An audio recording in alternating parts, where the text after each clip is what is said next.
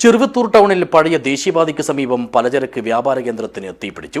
തൃക്കരിപ്പൂർ മെട്ടമ്മൽ സ്വദേശി അബൂബക്കറിന്റെ ഉടമസ്ഥതയിലുള്ള IB ട്രേഡേഴ്സിലാണ് തീപിടുത്തമുണ്ടായത്.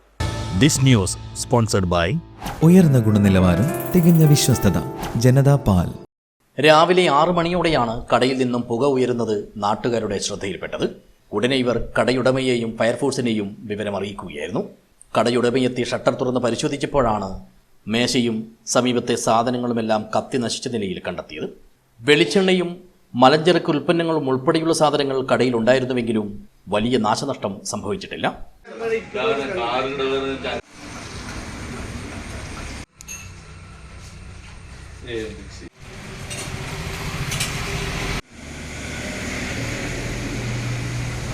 തീപിടിച്ചതിന് പിന്നാലെ തന്നെ ഇത് നാട്ടുകാരുടെ ശ്രദ്ധയിൽപ്പെട്ടതാണ് ഉണ്ടാകുമായിരുന്ന വലിയ നാശനഷ്ടം ഒഴിവാക്കാൻ സഹായിച്ചത്.